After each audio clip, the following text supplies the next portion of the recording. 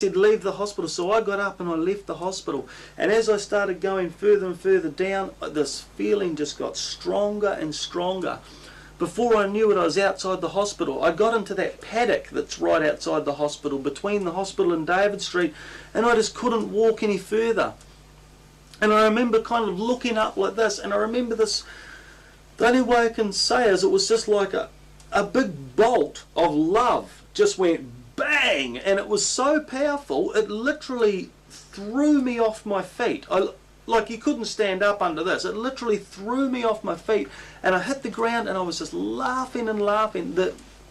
And what I was feeling was joy. Now I tell you, you know, I've never really knew what that word meant. I thought I knew what the word joy meant. I thought joy was like, you know, when you find a big bunch of poppies in someone's garden, or when when you whack up a big blast of whatever, you know, I thought that was joy, you know. But joy is, I realised at that moment that I'd never actually felt joy ever.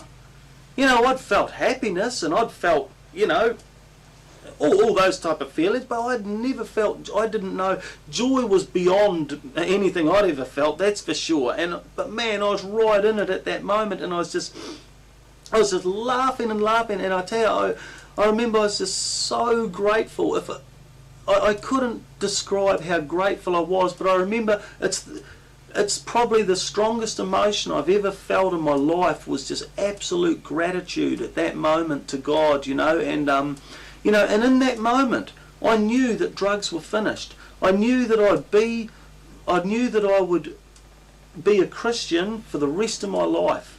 I knew that I would never touch drugs again. I knew that crime was over. I knew all those things were gone. Just like that, I knew it. Well, you know, I got up from there, and I made my way back to my house. I'm on cloud 9. I made my way back to my house. I literally couldn't speak for nearly an hour. I was trying to tell my girlfriend what had happened. I just couldn't speak. And you know, that night there was the day that I walked off the methadone program. Well, the next morning, I hadn't been asleep all night. I'd been buzzing out that much. The next morning, these friends of mine come round, and because they'd heard I'd jumped off the methadone program, and they says, "Oh, you know, we heard you jumped off the methadone. You know, what's going on?" And I says, "Forget about that, mate." I says, "You'll never believe what happened to me last night." So I told them, well, I'm telling you guys now, you know, what had happened to me. Well, they're looking at me as if I'm crazy, you know. I mean, because let's face it, this whole thing sounds crazy. I mean, I know that. I mean, I know it sounds crazy, but I mean, you know, the thing was, I was saying to these guys, I says, "Hey, I says, look, I know this sounds crazy." I says, "But I'm telling you, this happened."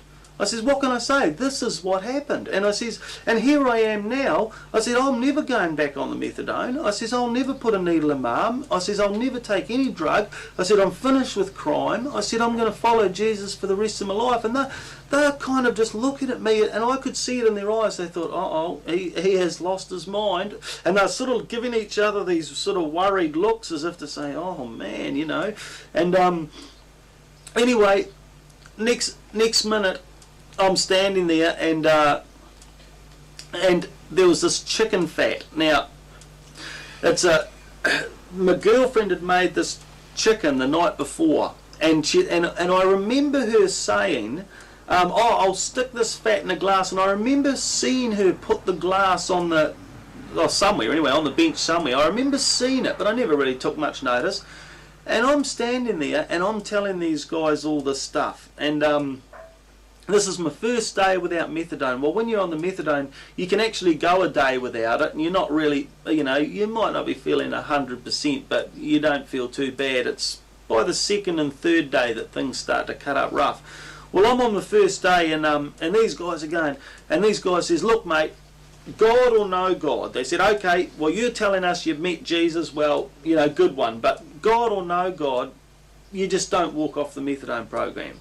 And I said, "Look, I know." I said, "Do you think I don't know that?" I said, "I know all this." And I said, "But man," I said, "you know, if God can create this world with his voice, if he created you and me," I says, "and if he told me that this is going to happen. I said, I believe it. I said, that's all there is to it. I believe it. I said, and these guys, and they says, well, you can't. They says, okay, but you can't not go off methadone with no withdrawals.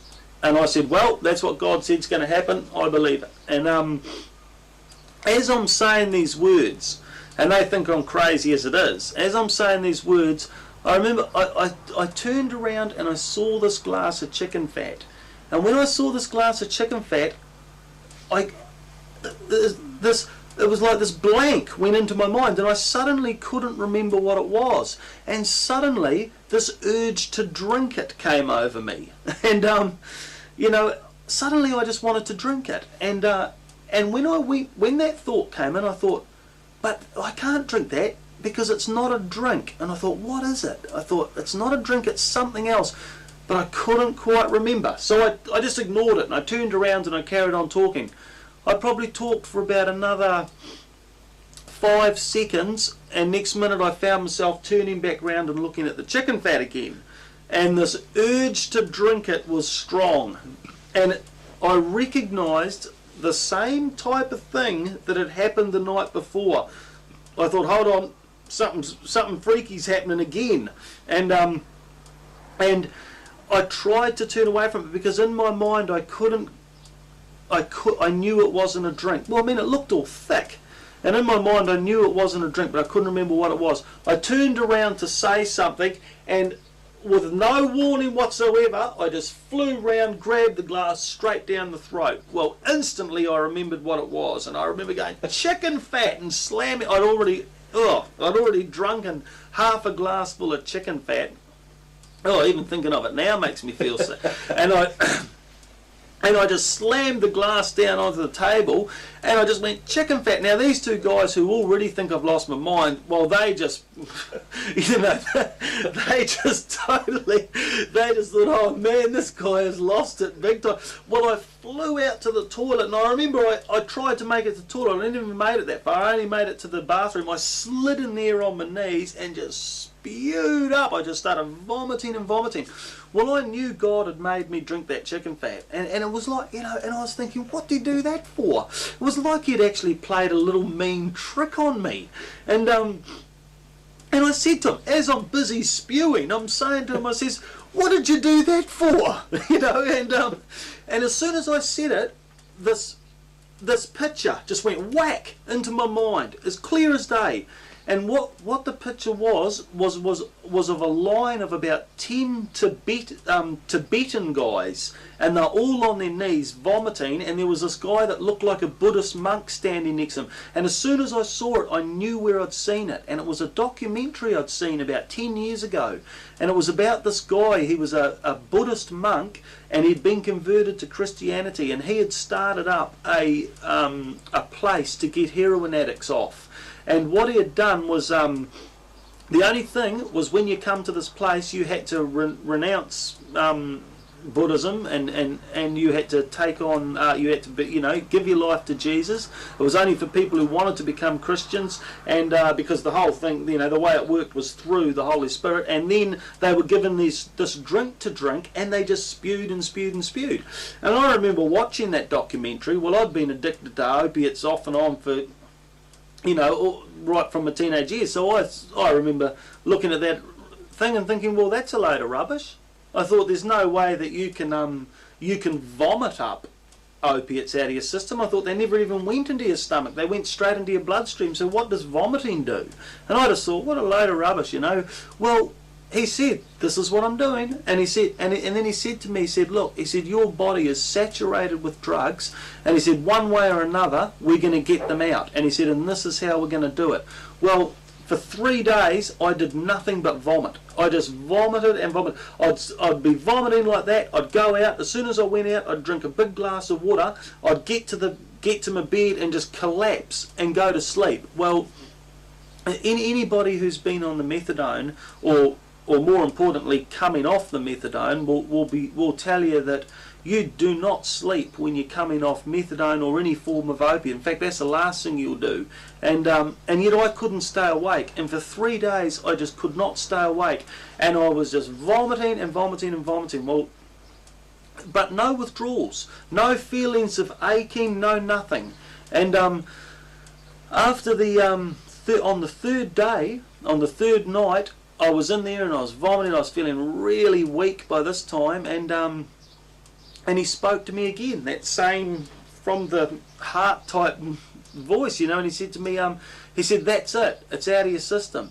Well, I went out and told my girlfriend. I said, "Hey," I said, "listen," I said, "I've just been told that all that methadone's out of my system." Well, she was on the methadone program too, and she said, "Well, that's rubbish." And she says, "Because there's no way methadone's going to come out of your system in 3 days." And I says, "Well, I know." I said, "I know that it's impossible." I says, "But that's what I just heard him say." Well, I woke up the next morning and my skin's crawling all over my body. Now, if you don't know anything about opiate addiction, the first symptoms of withdrawal is you get this feeling like your skin's kind of crawling, and it's kind of like a warning sign. It's like saying, you know, you better get your act together because it's going to get a lot worse soon. So it's like the first sign that withdrawal's on its way, you know. And I woke up with it on the 4th morning, and I remember thinking, oh no. I remember thinking, man, I was so certain there was going to be no withdrawals, and I thought, and here withdrawals are. And I said to God, and I said, look, you know, I said, I've walked off the program. I've had this big experience in the hospital. You know, I've given my life to Jesus. I said, I've been spewing for 3 days. I says, I've drunk chicken fat. And I says, and here I am going through withdrawals, you know. And God said to me, he said, listen. And I thought, right. I thought, yeah, I'll listen. I thought he's going to tell me something real profound. I thought he's going to speak to me in that same audible voice. So I just sat there and I was listening. And it was totally quiet. And I was listening, nothing. About a minute went by. I run out of patience, and I says, well, I'm listening. No, I can't hear anything. And he said to me again, he said, just listen. He says, I'm trying to show you something. Just listen. And so I thought, righto. So I listened. Absolute quiet. Can't hear a thing. About another minute goes by. I've run out of patience again. I says, God, I says, I am listening, and I actually can't hear anything. I says, what? What am I supposed to be hearing? And suddenly it just hit me. The silence was what he wanted me to hear, because you see, when you're on drugs, when you're addicted to drugs, your head, what goes on in your head is a pretty much constant turmoil. It's a constant scheming, planning, needing, wanting, you know. It's just constant. But the time when it reaches a crescendo is when you are starting to hang out. Now, I mean, all the years I've been addicted to those drugs, when, you know, I'd wake up every morning and I'd have that feeling. My skin would be crawling. That's what you wake up to every morning when you're addicted to opiates. Your skin's crawling. If you don't sort it out soon, you're going to be in a lot worse state. So I'd wake up like that, and my mind would be immediately on target. You know, right, where do I get drugs? Who's got them? What do I have to do to get them? Where am I going to get money? 100 thoughts are going through my head at once. And while all these thoughts are going, there's this kind of a desperate kind of a need within yourself and a craving, all that sort of stuff. Well, there was none of it. It was absolutely, totally silent. For the first time in 20 years of being addicted to drugs, my head was absolutely silent. And that's when God said to me, he said, you know those things you felt leave your body that in the hospital? I thought, yeah. And he said those things have controlled you and had you in bondage all these years. And he says, now they're gone, because I've evicted them from your body. And he said, the reason it's silent is because they're not talking to you anymore. And suddenly I realised, and I thought, man, this is me without those things. I always thought that the thoughts that went on in my head were just me, you know. And he said, no, this is you. He said, you, the real you, is not a drug addict. You're a child of God. He said, that's the real you. He said, you've become a drug addict, and in doing so have let these things into your life, and they've influenced it ever since. He said, they've now been kicked out, you're free. And you know, I absolutely knew it, that I was free. Now I told people this, and people were coming round, and I says, man, I'm free. I said, I am absolutely free. And they were saying, rubbish. They says, you can't, and then people were saying to me, you can't say that, you know, after 3 days. Now they couldn't understand why I wasn't going through withdrawals, and of course in the drug circles, now they're starting to say, oh, well, he must be taking pills. I didn't take any pills. They were saying, oh, well, it must be power of the mind. I had no power in my mind. My mind was notorious for having no power at all. You know, this worked through giving my life to Jesus. I gave my life to Jesus. This is what happened. And, you know, all I can say to you guys out there is, until I met Jesus, I had this emptiness inside of me that I would have done anything to try and fill. You know, my life consisted of trying to fill that emptiness. And by the time I was in my 30s, I had come to accept that that emptiness was reality to me, that it was never going to be filled, and that I just had to do the best to get through life around this big hole, you know. And I tell you, Christians used to say to me, you ask Jesus into your life, you'll never, your search comes to an end, you know, you've found what you're looking for. I used to think, yeah, well, you know, good on it for you, mate, but I need something more. I used to think, I don't know what I need, but it's not Jesus. It's something, but it's not Jesus. Well, all I can say is I've tried so many things in life to find fulfillment, you know.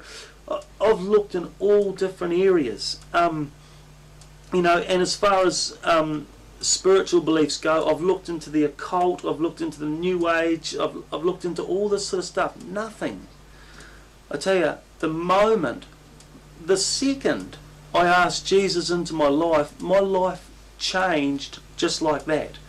Now, today is the 5th of February 2001. Today I've been a Christian and clean of drugs for 3 years, and that is all due to the power of Jesus Christ in my life. And all I can say to you guys is, you know, you'll get people out there and they'll say Christianity's for people who can't stand on their own 2 feet. Christianity's for fools. Anyone that believes in God, they're believing in a fairy tale. Well, I tell you, my life, it takes more than a fairy tale to change a life that I was leading, and yet the power of God changed it in a split second. And since that day, you know, I tell you, becoming a Christian doesn't make you perfect by any means. You know, you've still got to go through things. In fact, you've got to go through more now than you ever had to go through before. Suddenly, you're finding yourself facing things you've never faced in your life. Suddenly, you're becoming responsible in areas you didn't even give one thought about before. Suddenly, you're starting to put guidelines into your life that you've never even thought about. And you know, and I used to look at Christians and think, man, those poor guys, you know, they're just bound up by this book full of rules. They just live by these boring rules. That's what I thought, you know. But I tell you, there's not rules in the Bible, it's guidelines. And the thing is, you know, God knows, God made you, He knows how you work, and He knows how you work best. And what it says in the Bible, that's the guidelines for living. You ask Jesus into your life and you follow what's in that Bible, and I'll tell you what, you'll have fulfillment. But I'll tell you something else, you will never have it without Him, because we're made to be filled with God. We're made to know God. Until we know God, we're just wandering around this place thinking, what's it all about? What am I missing? How do I fill this hole up? It doesn't matter if you're the most successful businessman or whatever. You've still got that hole, because that hole is in the absence of God. And I don't know that because I read it in a book. I don't know it because another Christian told me. I know it because I've experienced it. And you know, all I can say is I'm 3 years a Christian today, and this is the most fulfilled and happy my life has ever been. Like, you know, I wake up in the morning and I'm just glad to be alive. My days are filled with, you know, with this anticipation, and that's something I lost so many years ago. I didn't anticipate anything. I felt like I'd seen everything. Now I realise I've seen nothing. Now I wonder what I'm going to see next. You know, I thought Christianity would be boring. There's nothing. I mean, it's the most exciting thing. You wake up in the morning, you just don't know what is going to happen. You're thinking, what is he going to do today? I mean, we're talking about the God that created the world here. You know, and you get in touch with that God, and I tell you what, he'll revolutionise your life. And so, you know, I just want to close today by just saying, you know, if you're out there today and you're thinking, and you've heard my testimony, I mean, some of you people are going to think, well, that's the craziest story I've ever heard. I mean, I know it sounds crazy. I mean, but the reality is, I'm sitting here saying this into a camera. This is going on TV. I am not going to tell a crazy story like this on TV if it's not true. I mean, I've got to walk around this town. But I mean, I've got no shame that I'm a Christian. I've got no shame to talk about Jesus. And, you know, and I just thank Jesus for everything that's happened in my life. And I just say to you guys, man, if you know, if you've heard this today and you've got questions to ask, or you know, you're wondering, could this be true, or whatever, just do what I was told to do in the start, and that was ask Jesus himself. You don't have to ask. You don't have to go to a priest. You don't have to go to another Christian. I mean, it's good to do that because you can be guided, but you can ask the man himself, and you just say, Jesus, if you are real, if you really are who you say you are, if the Bible's really your word, then I want you to tell me. I want you to show me. And I tell you, he's been waiting your whole life for you to say those words. And so I just want to close for that, and thanks a lot.